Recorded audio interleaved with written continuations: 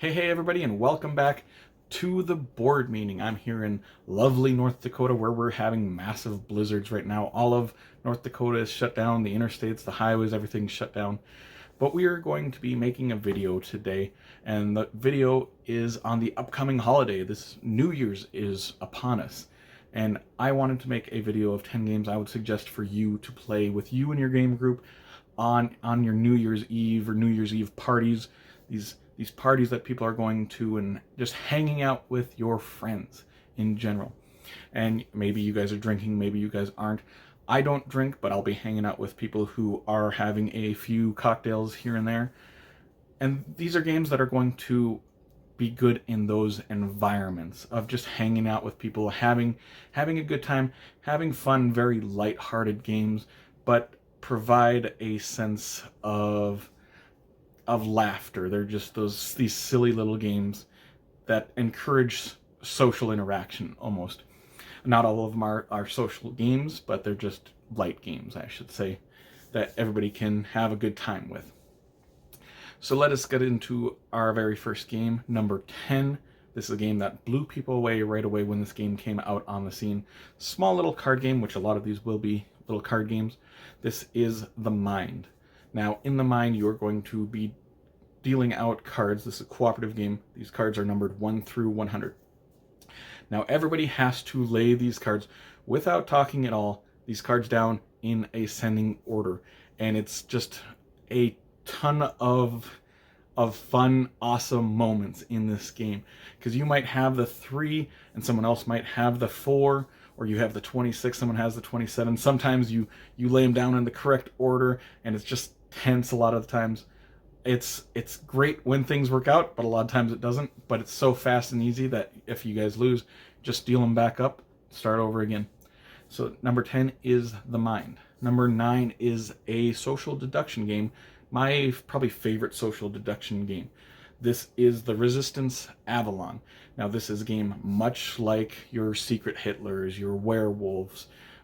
It's a reprint, a retheme of The Resistance, where you have your good guys and you have your bad guys, and nobody knows each other's roles, and the good guys are trying to send the good guys out on these quests and to accomplish them. And it's all about voting, and you want to vote the right people in, but if you vote the bad people in, they can fail the quests on purpose. If the bad guys fail 3 quests, or if the good guys win 3 quests, then the game ends. Fun game, like I said, probably my favorite of the social deduction games, probably because this has that King Arthur medieval setting to it, which I enjoy a little bit more than the other settings of these social deduction games. So yeah, number 9, The Resistance Avalon. Going to number 8. Number 8 is a real-time cooperative game. This is Fuse. In Fuse, you are going to be rolling all of these dice, then drafting these dice cooperatively onto these bomb cards that you have, and you have to defuse all of these bomb cards. But the bomb cards need specific dice a lot of times.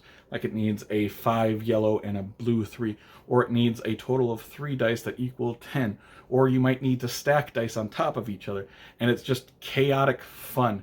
And if you cannot put those dice anywhere, then you have to re-roll those dice, and people lose dice off their bomb card, and it's just fun chaos, like I said. And it's one that I never win, it seems like. I have very low win percentage in this game, but we have a blast playing it. So number 8 is Fuse. Going to number 7. Number 7, another little card game. This is Illusion. Illusion is this game that, like The Mind, kind of blows people away when you first play it, because it's so simple, but it's fun. Illusion has all of these little cards on there with all these different illusion illustrations that are very colorful. And at the beginning of the round, you're going to flip a card over, and it's going to be like a blue. So you're going to be looking at the blue color on all of these cards. And then you're going to be flipping over these cards, trying to put them order from least amount of blue to most amount of blue. And if you think someone messed up, then you can call them out. And if they're correct, they get a card. If you are wrong, yeah, it's a lot of fun. It blows people away. I've shown this to a few people that aren't really big into games, and they're like, wow, this is fun. I'm like, yeah, you should come to our game night. We can play this if you want to come to our game night. We've got a bunch of little games like this. Yeah, number 7 is Illusion. just a really interesting game. And it, looking at those, I'm always wrong. I'm like, this has definitely got the most yellow, and it turns out no, it's got nowhere close to the most yellow on that card compared to the other cards. It just throws you off with those illusions on that card. So yeah, number 7, illusion. Going to number 6, another little card game. This is a cooperative card game. I think this is the oldest game on this list, I believe. This is Hanabi. Now in Hanabi, you are going to be dealt a hand of cards, and these cards are labeled like 1 through 5 in different colors, red, blue, pink, whatever. But instead of facing you, it's actually facing your opponent, your peers, everybody's working together. And everybody sees what cards you have. You don't know what cards you have, though. And you are trying to work as a team to lay these cards down in ascending order, like the 1 blue needs to go first and the 2 blue. And everybody is giving each other clues. You have so many clues to give out to people, but you can't tell them exactly what card. You can't say, this is a 3 blue. You have to give them clues like, these cards are 3s in your hand, and you have to point to all the 3s in their hand. Then someone else might say, these cards are all green that are in your hand. So the person's like, okay, this is a 3 green. And I have never laughed so hard in any game besides Hanabi. I'm horrible at memory games, and this is what that is. Because you're going to be constantly getting clues about these cards in your hand, and you're like, okay, this is a 3 pink, this is a 4 blue, this is a 1 red, and you're like trying to keep everything straight and lay them in correct order. Just a ton of fun, a ton of laughter, especially when people get it wrong. One that my group hasn't played for quite a while, but we did play the mess out of it right away. So number 6 is Hanabi. Going to number 5 is another game we played a lot right when it came out. This is a smaller game of a bigger game. This is Colt Super Express. Now, Colt Super Express is this programming game where you are going to program 3 actions before the round even starts. And this game, you are going to have a row of this train set up with just cards, and you're going to have your meeples on them. And you might be in the train, and you're going to be facing a certain direction. Now, you put down all your cards, and then one at a time, everybody reveals 1 card at a time and does that action. And those actions are like move up to the top of the train or move to the bottom of the train. Shoot the closest person that's in front of you. You might move forward. You might switch directions, stuff like that. And this is a great game for this environment because it never works out the way you want it to. Everybody's constantly moving, and you might shoot and you think there's going to be a bunch of people in front of you, and there's no one even close to you, and that bullet is wasted. And the last person left on this train wins. And you're going to be jumping off this train on accident sometimes. It is a lot of chaos in this game. Chaos that I really like, and it's the last person left on the train wins.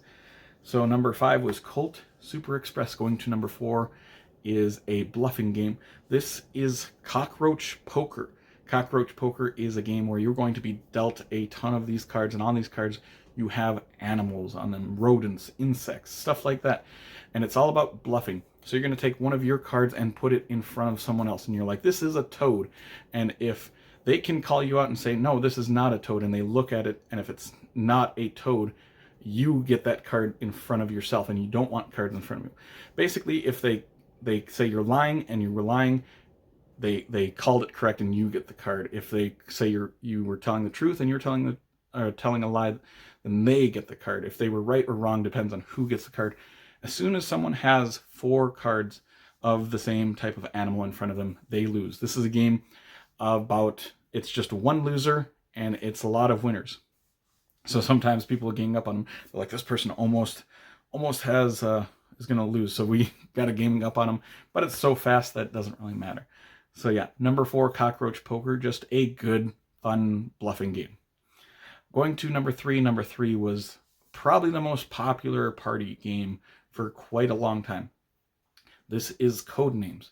Codenames has a grid of cards in front of the players, and that grid of cards has words on them, one singular word on them. You're going to have a code giver, and you're going to have a guesser. These code givers are going to try and make the guessers guess certain specific cards in that grid that belong to that particular team. And once a team has guessed all of their cards, they win. But you can only give clues that are one word long, and you might be like 3 avocado. So 3 of these words in that grid are related to the word avocado. So your guessers are going to be trying to go around guessing what cards you were trying to get them to guess. And there's also like assassins. If you guess the assassin card, your team automatically loses. You can guess other people's cards on accident and give that team points. But yeah, number 3 is code names. Number 2 is a game that absolutely should not work, but somehow it does. Number 2 is this auction game known as QE. QE, like I said, this auction bidding game, and you're going to be bidding on these companies that are worth so many points, and it's kind of like a set collection where if you get so many of these companies or so many of these countries, then it's worth this much points and stuff like that. So it's kind of got this Euro element, but also this party element. There is no limit to what you can bid in this game. You can bid $1, you can bid $1 quadrillion. It does not matter. But at the end of the game, the person who spent the most is automatically eliminated. It's kind of like high society, but even more chaos, because there's no limit to how much you can spend. I remember our first game of QE, I think I ended up spending something like $10,000 or something. And I was right in the middle of the pack in spending amount. Now when we play this game, we end up, our first bids are in the several millions, and by the end of the game, there's like 30 zeros at the end of each number. And we don't even know what those numbers are. But yeah, number 2 is QE, just a game that blows my mind, because I'm like, every time we play it, I'm like, this is not going to work again. There's no way it's going to work. So yeah, number 2, QE. Going to number 1 is a game that we've been playing a ton of lately, especially the last couple of weeks. This is Deception, Murder in Hong Kong.